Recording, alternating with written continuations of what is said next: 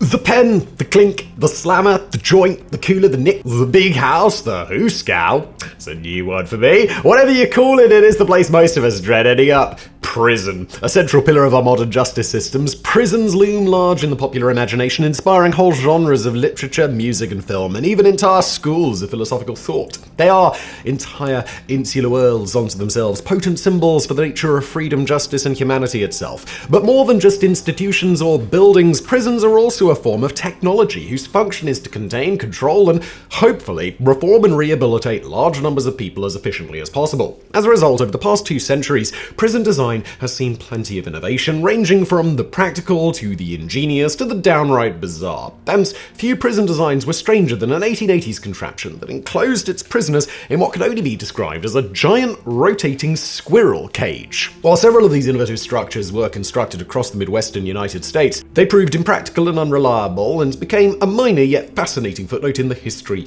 of criminal justice. And this, today, is the strange tale of the Rotary Jail. That rhymes.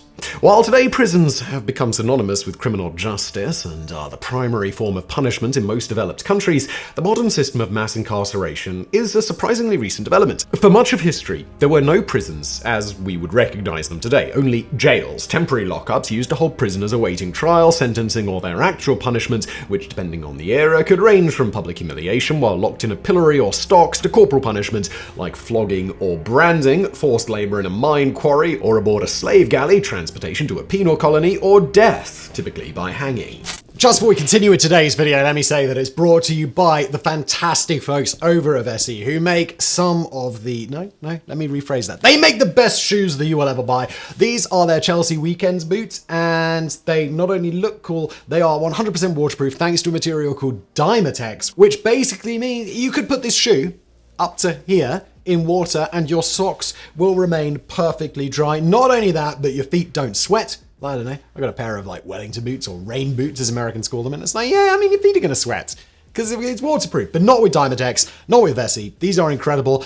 Since Vessi started sponsoring me, I've basically worn nothing else. They also make this fantastic jacket, which is of course also waterproof and has a fleece-lined interior, so it is super comfortable. And you can enjoy 40% off with Vessi's Black Friday sale at vessi.com. So stay dry, save big with Vessi. Thanks to them for sponsoring. And now back to today's video. Long-term incarceration was usually reserved for upper-class political prisoners or those who could pay their jailers' fees. Some's charged for bedding, food, and other necessities while detained. However, all of this began to change in the early 17th century. In 1601, the Parliament of England passed the Poor Relief Act, which classified the poor into 3 categories and prescribed how each should be treated. The impotent poor, those unable to work due to age or disability, were sent to an almshouse to be cared for, while the able-bodied poor were sent to workhouses or houses of industry, where they were put to work performing menial tasks like sewing clothing, making shoes, breaking stones for road building, or bones for fertilizer, beating hemp into usable fibers, or picking apart cordage to produce oakum for caulking ships. Finally, the idle poor, mainly vagrants, petty thieves, prostitutes, and others deemed unwilling to do proper work, were sent to even harsher workhouses known as houses of correction or bridewells, after the location of the first such facility, Bridewell Palace in London. This system, based on the contemporary belief that poverty was the result of personal moral failings, sought to frighten its inmates and the public at large out of their sinful idle ways and reform them into productive members of society. They thus served as the blueprint for later general prisons. Indeed, by the mid-19th century, many workhouses were built to a plan devised by English architect Sampson Kempthorne, with 3 or 4 wings or blocks radiating from a central hub, each housing a different kind of inmate. The old and infirm, men, women, boys, girls, etc. The central hub allowed the workhouse administrators to more easily supervise and control the inmates, while the blocks, together with the outer walls, formed large open yards where the inmates could exercise. Separation of the different classes of inmates was seen as preferable to the mixed arrangements of older workhouses, whereas one administrator noted, quote, "The young are trained in idleness, ignorance, and vice, the able-bodied maintained in sluggish sensual indolence, the aged and more respectable exposed to all the misery that is incident to dwelling in such a society," end quote. Meanwhile, new ideas regarding criminal justice were beginning to take hold. The 18th and early 19th centuries saw the passing of the so-called Bloody Code, a series of laws in England, Wales, and Ireland that imposed the death penalty for an ever-increasing number of relatively minor offences such as petty theft. This system, however, proved not just ineffectual, but hugely unpopular with the public, and the government eventually turned to alternative forms of punishment, mainly transportation to Australia and hard labor. But as the prisons housing the forced laborers became overcrowded and squalid, activists like John Howard and Elizabeth Fry began advocating various reforms, including the abolition of the death penalty for minor offences, the abolition of jailers' fees, and the construction of separate prisons for men and women. They also pushed for the solitary confinement of prisoners in separate cells rather than large open blocks. This would not only prevent inmates from mixing, discouraging violent behaviour, but also allow for religious instruction and quiet contemplation, which, it was hoped, would force inmates to think on their sins and reform themselves into moral and productive members of society. This system of penitence, modelled on the example of Catholic monasteries, is the origin of the modern term penitentiary. At the same time, however, hard physical labour would deter inmates from reoffending and frighten the public into obeying the law. Howard's crusading eventually resulted in the passing of the Penitentiary Act of 1779, which called for the construction of a network of standardised national prisons across the UK based on the principles of solitary confinement and penitence. But due to budgetary constraints and political squabbling, no such facilities were ever built as a direct result of the Act. However, across the Atlantic, Howard's ideas were being pushed to their logical extreme. In 1786, the state of Pennsylvania passed a law mandating that all convicts not sentenced to death be used as forced labour for public works like building roads. It was envisioned that this scheme would not only allow the state to extract useful free labour from the prison population, but also provide the public with a dramatic demonstration of what awaited those who broke the law. Unfortunately, the law had the opposite effect, drawing public outrage over the harsh treatment of prisoners. In response, reformers like Father Benjamin Rush suggested something resembling the English workhouse system, where convicts could still be made to perform useful labour, only out of the public eye, in a strictly regulated environment where, quote, bodily pain, labour, watchfulness, solitude and silence joined with cleanliness and a simple diet. These ideas led to the development of the so-called separate system, or Pennsylvania system, first implemented in 1829 at the Eastern State Penitentiary in Philadelphia. In this system, every effort was made to erase the inmates' individuality and isolate them from each other and their guards. The inmates were given numbers instead of names, confined in solitary cells, forbidden to speak to anyone, and when taken out of their cells were forced to wear masks or hoods, or tethered together with ropes or chains too long to allow conversation. Even religious services and exercise in the prison yards was conducted while confined in small cubicle-like booths. The prison's architecture itself was designed to maximize isolation, with long cell blocks radiating out from a central administrative hub, as in Sampson Kempthorpe's workhouse designs. As per John Howard's original theories, the regime of total isolation was meant to insulate inmates from potential bad influences and force them to contemplate their actions and spiritually rehabilitate themselves. The separate system proved highly influential, with the Eastern State Penitentiary model soon being adopted across the United States, including at New York's Newgate, Sing Sing, and Auburn prisons, the latter introducing further innovations such as chaining its prisoners together and making them walk everywhere in lockstep and forcing them to wear the now iconic black and white striped prison uniforms. The system soon made its way to Britain, where in 1839 Parliament passed the Prison Act, mandating the organisation of penitentiaries according to the separate system. By this time, however, the use of convicts to perform useful labour had fallen out of fashion due to the unfair economic competition such free labour posed to various industries. Instead, inmates were punished and kept occupied by making them perform hard, repetitive, but useless tasks such as silently passing a heavy cannonball back and forth, walking on a treadmill, or turning a crank machine that drove a series of paddles or scoops through a box of sand or gravel. So, if walking on the treadmill at the gym feels suspiciously like punishment, it's because that's what it was originally invented for. Eventually, more than 300 prisons around the world would adopt the Pennsylvania system, though by the end of the 19th century, it became clear that the system did little to actually reform convicts or reduce crime, and more humane incarceration regimes were subsequently adopted, which allowed prisoners to mingle, socialize, and engage in leisure activities. But whatever the system employed, as long-term incarceration became the preferred method of criminal punishment and prisons became increasingly crowded, administrators faced the problem of how to monitor and control large numbers of inmates with a comparatively small number of guards. This led to the development of further architectural and technical innovations. For example, many separate system prisons featured special drum cells with vaulted ceilings that acted like whispering galleries, allowing a guard at the end of the cell block to hear even the lowest whisper and enforce the regime of absolute silence. A later 20th century innovation, more famously used at Alcatraz Federal Penitentiary in San Francisco Bay, was a mechanism that allowed cells to be unlocked and opened by guards using levers at the end of the cell block, eliminating individual locking mechanisms which prisoners could potentially tamper with. But perhaps the most original and infamous solution to the problem of controlling prisoners was the panopticon, devised in 1786 by English philosopher and founder of utilitarianism Jeremy Bentham. In Bentham's scheme, individual cells were arranged along the walls of a cylindrical building, their doors facing inward. At the center of the cylindrical atrium or rotunda stood a tall guard tower resembling a lighthouse, built so that the guards could see inside all the cells, but the prisoners inside the cells could not clearly see the guards. According to Bentham, as a prisoner could not be sure if they were being observed at any given time, they would constantly remain on their best behavior. In this manner, the architecture of the panopticon allowed a large amount of control to be exerted over a large population of inmates by a very small number of guards. No panopticon prisons were actually built during Bentham's lifetime, and very few afterwards, with perhaps the most famous being the Presidio Modelo in Cuba, completed in 1931, and which briefly housed Cuban revolutionaries Fidel and Raul Castro.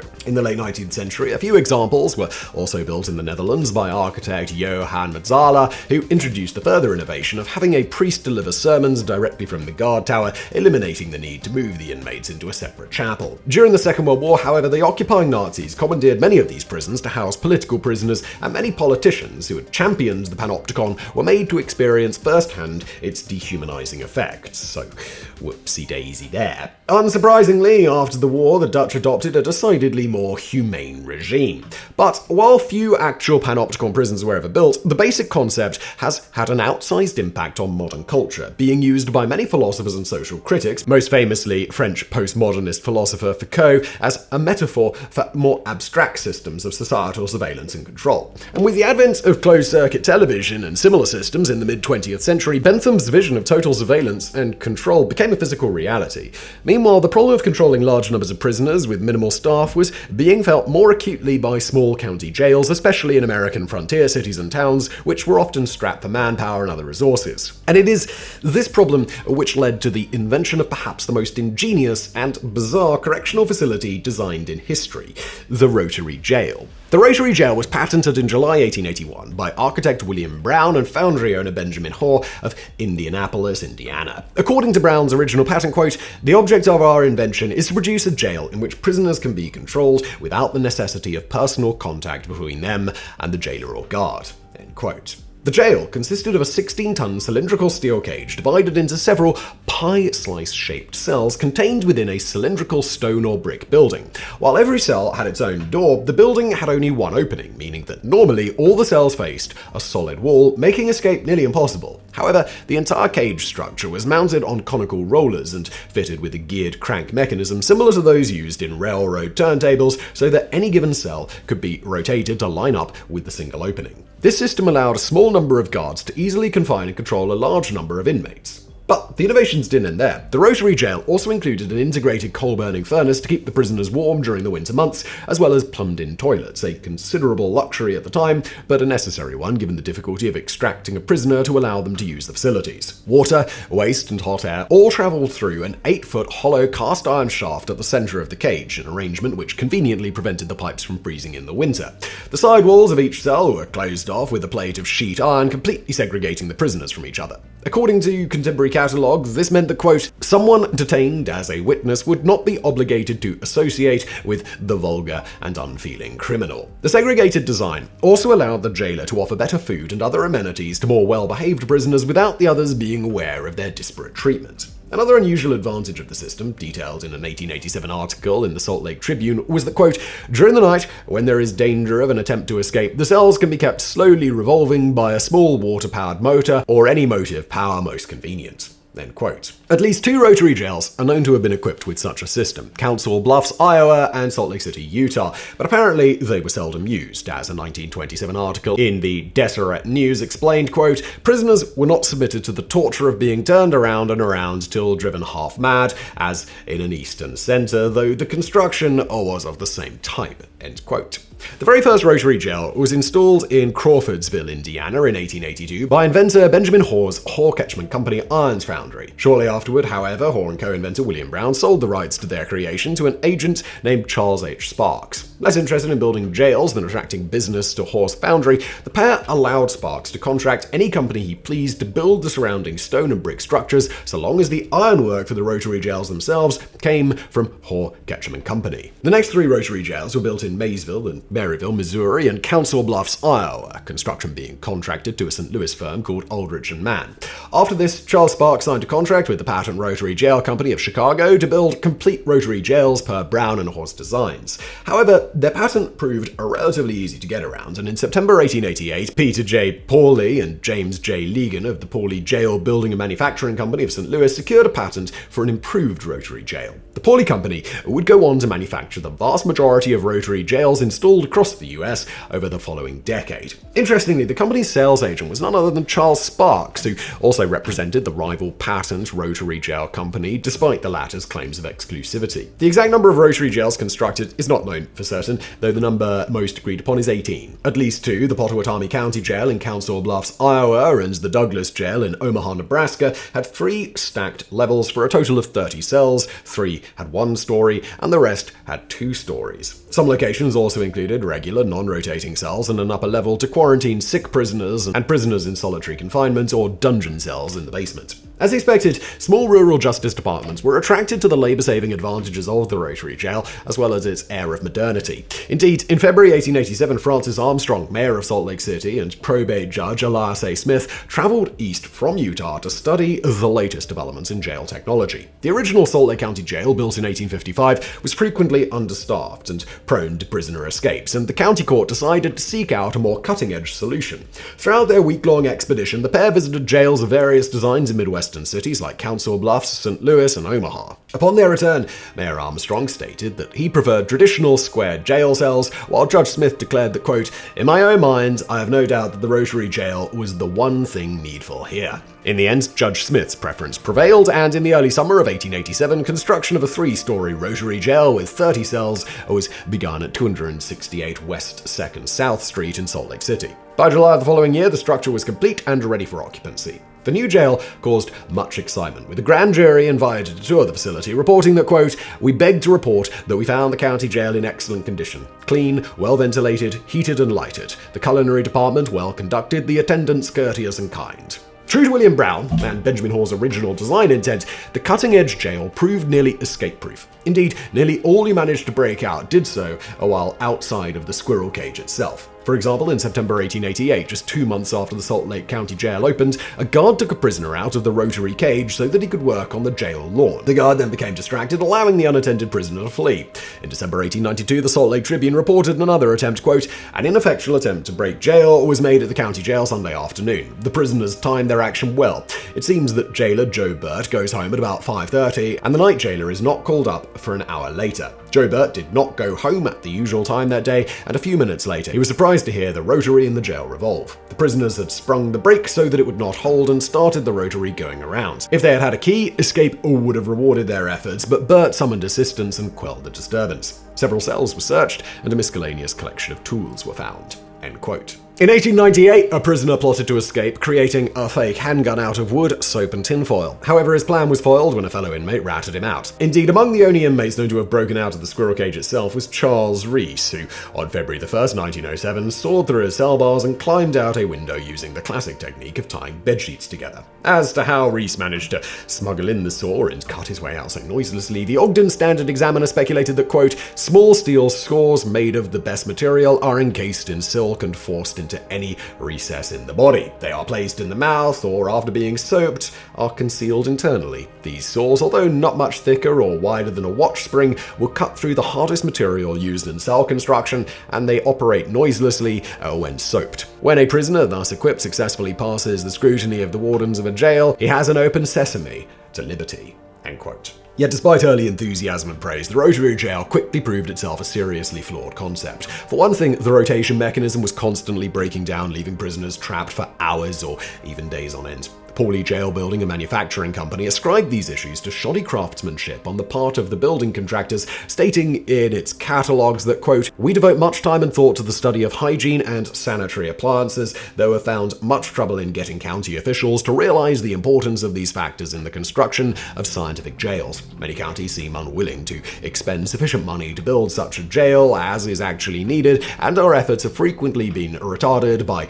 men of other trades who, by their gross ignorance of what is required to construct a good jail, offer some claptrap fare to the county officials at a low figure, when in fact the county ought to be paid to have such an imposition placed in their county," end quote.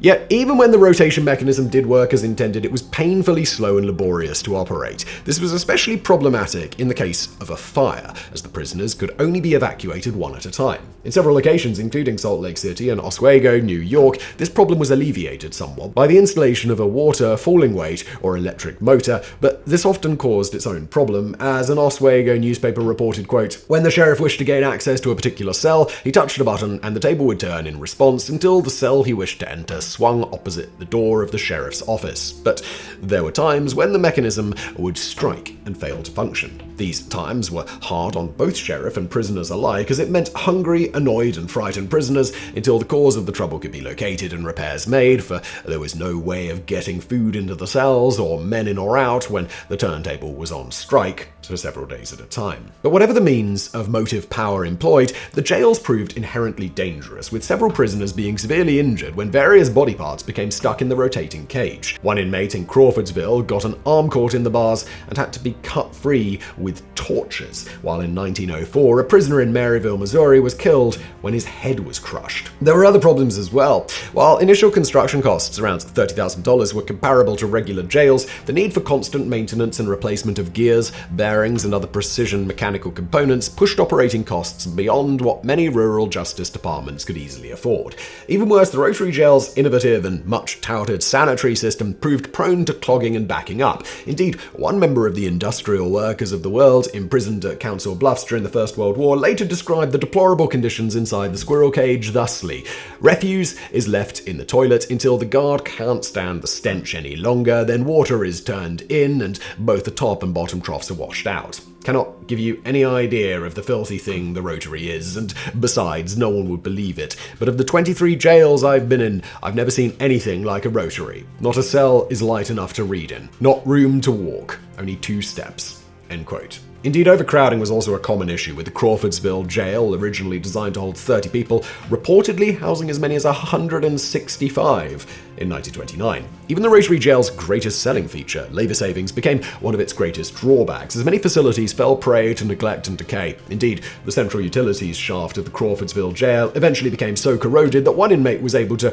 rip his toilet right off of its mountings, climb down the shaft into the basement, and escape out of the building's coal chute. Thanks to these and other problems, in the eyes of the public, Rotary jails quickly went from humane and cutting-edge pieces of corrections technology to barbaric relics of a bygone age, with one commentator in Wichita, Kansas, stating in 1918 that, quote, "There remains to be described a device for confirming men that exhibits both ingenuity and perverted purpose. It combines the efficiency of modern invention with the insensibility of the 13th century. Yet it is defended by people who are no doubt quite humane in their private lives," end quote.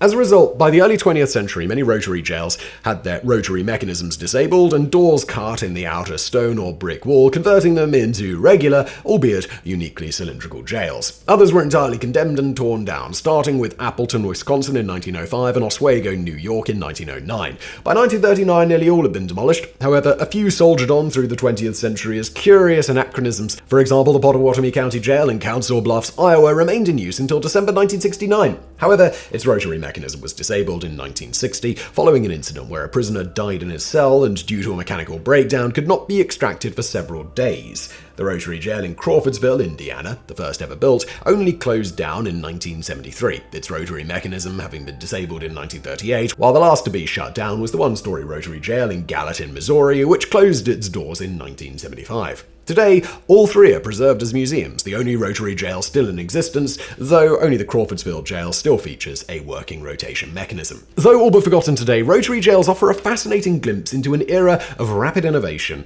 and rapidly changing ideas ideas about criminal justice, a time when technology and rationality were seen as cures for all of society's ills. They are also a perfect and rather amusing example of over-engineering at its finest. As Kurt Kohlstedt of the podcast 99% Visible points out, perhaps the biggest mystery behind the rotary jail is also the most fundamental. Why should it rotate to begin with? Even granting the potential advantages of allowing access to only one cell at a time, there are other ways to make that work. The bars, for instance, could spin on a track around the cells rather than the cells themselves needing to move, or a system of interlocking mechanisms could be employed to allow just one cell to open at a time. Indeed, many such mechanisms were introduced in the early 20th century, quickly rendering the overly complex and temperamental rotary jails obsolete. But the history of every technology is rife with false starts, bizarre experiments, and dead ends, and prison design is no exception. And while these strange squirrel cages now lie silent and still, the wheels of justice continue to turn.